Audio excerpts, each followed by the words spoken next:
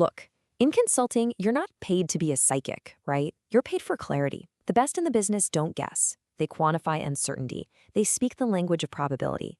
In this explainer, we're going to build the exact playbook you need to master this core skill and start making way smarter, data-driven decisions.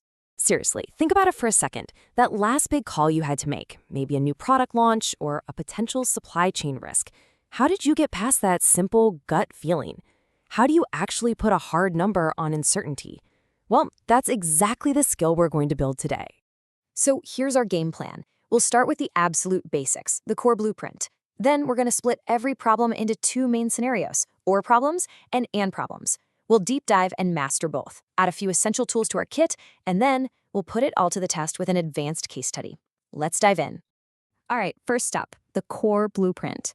Before we can start solving the complex stuff, we have to agree on the fundamental rules of the game. So what is probability at the end of the day? It's really just a simple fraction, what you want to happen, divided by everything that could possibly happen. And the answer is always going to be a number between 0, meaning impossible, and 1, meaning it's an absolute certainty. It's our universal scale for how likely something is. And this leads to this single most important rule in probability. All the possibilities have to add up to 1, or 100%. You know, the chance of rolling a 1, plus the chance of rolling a 2, plus a 3, and so on, it all has to equal a certainty. This is what's known as being collectively exhaustive. It's how we make sure we haven't missed a single piece of the puzzle in our analysis. Okay, now for what I think is the most critical step in any analysis, framing the problem correctly. Pretty much every single probability question you'll ever face boils down to one of two very simple scenarios.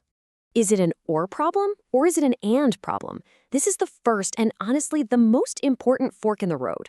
Or means you're looking for the chance that at least one of several things happens, and you should be thinking about addition. And means you need all of them to happen, usually in some kind of sequence, and that means you're thinking about multiplication. If you get this framing right, you are already halfway to the solution. So let's get our hands dirty. We're going to take our first deep dive and see how this framework builds out, starting with how to solve those or problems. Okay, so you've identified you have an or problem. Great. Now, here's the level 2 question that really separates the pros from the rookies. Are the events mutually exclusive? In plain English, can they physically happen at the exact same time? Your answer here is going to determine which formula you use. This slide lays out the two paths perfectly. If your events are mutually exclusive, they can't possibly happen together, you just add their probabilities. It's that simple. But if they can happen together, you add them up, and then you have to subtract the probability of them overlapping. This is so important to avoid double counting. Let's look at a super clean example of a mutually exclusive event. You're going to draw one single card. Is there any way on Earth for that card to be both an ace and a king at the same time? Nope. Impossible. The events are mutually exclusive. So, because they're mutually exclusive, the math is really straightforward. The probability of getting an ace is 4 out of 52. The probability of a king is also 4 out of 52. You just add them together, and there's your answer. Now for something a little more like a real-world business case. You've got two cars. Can they both start at the same time? Yeah, of course they can. So these events are not mutually exclusive. The question is, what's the probability that car A starts or car B starts? So here, we have to use that second formula.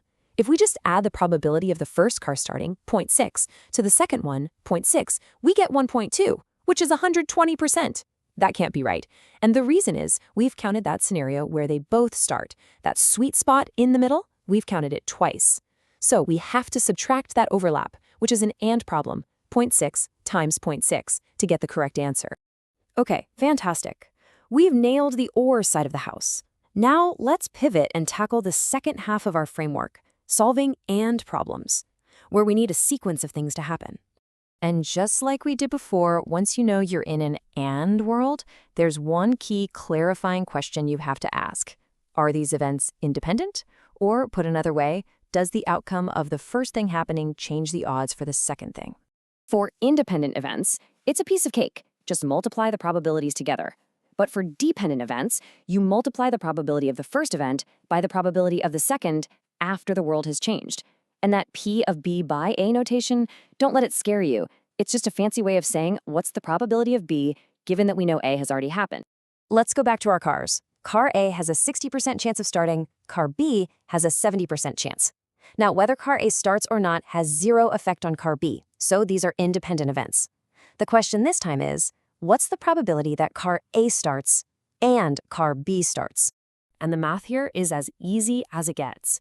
We just take the probability of A, 0.6, and multiply it by the probability of B, 0.7, and that tells us there's a 42% shot that both cars are going to start up with no issues. Now for a dependent event, and here is the key phrase you should always be listening for: without replacement. The second you hear that, you know the world is going to change after the first event. As soon as you take that first card out, the whole game is different for the second draw. Think about it. The probability of drawing that first king is simple, 4 out of 52. But for that second draw, everything is different. Given we already took a king out, there are now only 3 kings left in the deck and only 51 total cards. We multiply that first probability by this new conditional one, and you can see how that dependency just crushes the final odds. Okay, we've built our core framework. Now I want to add a really powerful shortcut to your toolkit. This is a technique that can often turn a really complex problem into a simple one.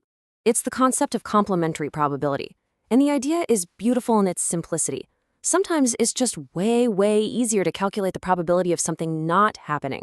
And the formula is just that. The probability of not A is simply 1 minus the probability of A. So when do you actually use this? Well, imagine you're testing 10 new servers, and you need to find the probability that at least one works. Calculating all the combinations, 1 working, or 2 working, or 3 working, that is a total nightmare. The smart way? The elegant way? Calculate the probability that they all fail. That's just one simple AND problem. Then subtract that number from 1. Boom. It's an amazing shortcut that saves a ton of work. All right, time to put all these pieces together. We're going to take everything we've learned and throw it at a more complex, real-world quality control problem to see how our structured thinking can handle the heat. So here's a classic scenario from quality control. You've got a batch of 15 books, and you know 5 of them are damaged. You're going to pull a random sample of 3. What is the chance that all 3 books in your sample are perfect? And notice that key phrase again, without replacement. That tells us right away these events are dependent. Now, the formal name for this kind of problem is the hypergeometric distribution, and the formula looks terrifying. But forget the name. The logic behind it is just a simple 5-step process. It's all about breaking the problem down into manageable chunks, which is really the essence of good analysis. And this right here? This is classic consulting 101. Before you ever touch a calculator, you structure the problem. You map every single number from the problem to its proper variable. What's our total population? How many defects or successes are we looking for? What's our sample size? Structuring it like this first makes the problem completely manageable. From there, we use these variables to calculate 2 main things. First, how many different ways can we choose 3 good books from the 10 that are available?